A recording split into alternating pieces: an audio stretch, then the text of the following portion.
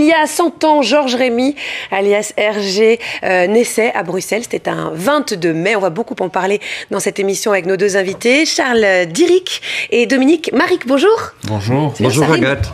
Ça rime, c'est bien. Alors l'œuvre d'Hergé est très présente à Bruxelles, Charles, et vous nous proposez de découvrir cette œuvre au travers d'une balade qui s'articule comment ? La balade débute par des expositions à la Grande Place de Bruxelles. Et puis le promeneur peut explorer le centre belge de la bande dessinée, aller voir la fresque Tintin à côté de Madame Kempis, aller jusqu'à la gare du Midi où il y a une énorme fresque qui a été inaugurée début janvier. Et juste à côté, il y a bien entendu le building Tintin, là où le journal Tintin s'est installé fin des années 50. Et puis il peut aussi remonter vers le haut de la ville et encore découvrir deux nouvelles expositions qui vont s'ouvrir très bientôt. Au musée Bellevue même. Donc il y a de quoi s'occuper toute une journée et avec un peu plus de temps, le visiteur peut même aller jusqu'à la station Stockel où les fresques ont été restaurées également. Et Bruxelles est vraiment presque greffée à l'œuvre d'Hergé et on va pouvoir vraiment en avoir conscience au travers de toute cette balade. Parce que c'est vrai que c'était très important dans l'œuvre d'Hergé, la ville. J'aime bien dire que je n'ai pas un martien. Il est né quelque part, il est né à Bruxelles et ça se voit dans ce qu'il a dessiné, dans l'atmosphère de ses récits et aussi dans le fait qu'il aime faire voyager ses personnages parce que les Belges aiment bien voyager. Oui, alors ce qu'on voit en ce moment, ce sont des images qui ont été tournées, alors non pas ça évidemment, mais de l'exposition l'année dernière, voilà. Et donc effectivement, ça fait envie, on va pouvoir aller se balader en famille. Alors vous, Dominique, vous signez 3 bouquins, vous avez toujours été passionné d'Hergé. Ça s'est passé comment votre rencontre avec son œuvre ? Oui, je crois que comme beaucoup de Belges, je suis tombé dedans quand j'étais petit. Ouais. Et depuis, disons, une dizaine d'années, j'en ai fait ma profession puisque je suis archiviste au studio Hergé. Alors j'ai apporté ma petite pierre d'achoppement donc à l'édifice également. Alors il y a 3 ouvrages effectivement qui sont sortis récemment et voilà. Alors on va pouvoir les gagner. Avant ça, je voudrais vous parler d'objets, puisqu'on a beaucoup vu Tintin, ça fait envie, dont des petites voitures de collection, des stylos, etc., que vous allez pouvoir gagner grâce à cette émission. Si vous voulez les gagner, vous envoyez dès maintenant par SMS au 3055 Tintin. Voilà, vous voyez sur votre écran tout ce que vous allez pouvoir recevoir chez vous. Vous pouvez envoyer un SMS dès maintenant. Et puis, en ce qui concerne donc les livres de Dominique Maric, vous allez les voir également. Et là, vous envoyez en revanche bouquin au 3055. Voilà. Vous pouvez d'ailleurs envoyer les 2 SMS si vous voulez tout gagner. Alors, parlez-nous un petit peu de ces bouquins. Le journal de Tintin, les coulisses d'une aventure. Qu'est-ce qu'on va apprendre ? Et ça, c'est un livre qui est sorti il y a quelques mois, en fait, qui reprenait toute l'histoire du journal Tintin belge. C'est vraiment l'histoire d'une success story. Donc, depuis 1946 jusqu'à 1966, les 20 premières années d'un journal extraordinaire qui a rayonné dans la BD dans le monde entier.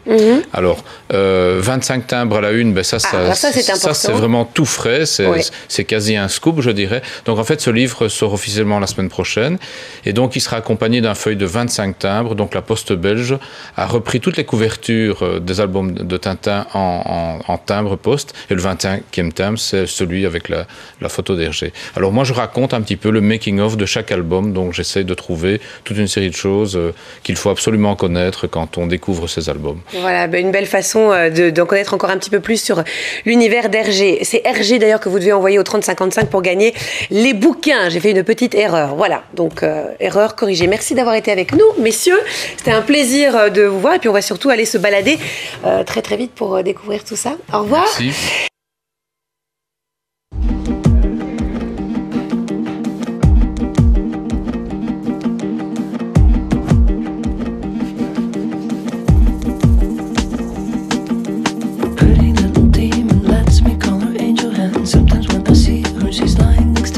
Ici, on est moins sérieux. Ici, on est beaucoup plus garnement. Et donc, dans toutes ces ruelles souterraines, on voit jouer Quick et Flup, que vous avez des palissades plus loin. Parce qu'à l'époque, il faut quand même se rappeler que même moi, quand j'étais jeune, eh bien, il y avait des terrains vagues. Et les terrains vagues, c'était des terrains de jeu extraordinaires pour les garnements.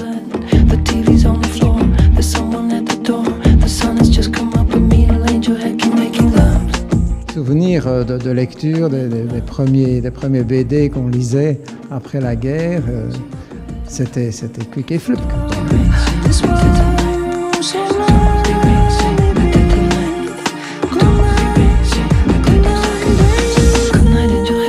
extrêmement rare de voir des planches originales, et les planches de Quick et Flux, c'est encore plus rare. Donc ça sort de nos coffres, mais ça ne sort pas souvent et ça ne sort jamais très longtemps. Normalement, nous travaillons beaucoup.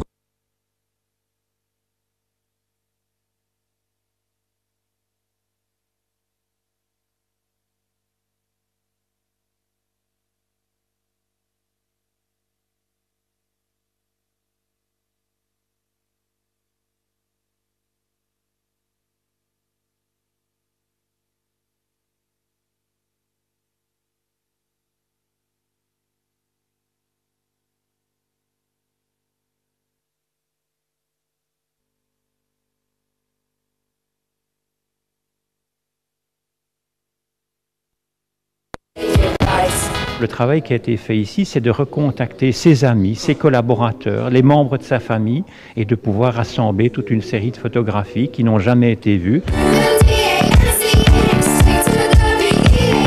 Qui se trouve derrière tous ces personnages? Il y a un homme et cet homme, on le connaît pas très bien et je pense qu'on se doit de lui rendre un hommage parce que tous ces personnages sont nés au travers de lui. Ici, on a Hergé, Germaine, son épouse, et Chang, personnage très important évidemment dans l'histoire d'Hergé, de Tintin. La photo est prise en 1935 devant le domicile d'Hergé.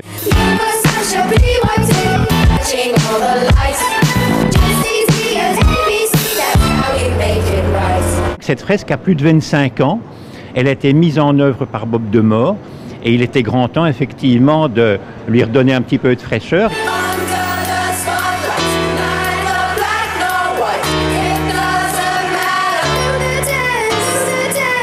Il aurait pensé quoi de cette fresque? Ah, mais je pense qu'il l'aurait retrouvée telle qu'il l'imaginait. Bien entendu, elle est dessinée par les autres sur base de ses dessins, mais bon, les collaborateurs d'Hergé, chacun le sait, étaient des gens qui étaient des gens de talent, donc qui ont fait ça très très bien, qui l'ont fait comme il l'aurait aimé, c'est certain. C'est vraiment une joie parce que tout éclate en beauté, en couleur, comme c'était il y a 20 ans. Et je dois dire que je n'étais plus venue dans la station depuis l'inauguration, il y a 20 ans au moins.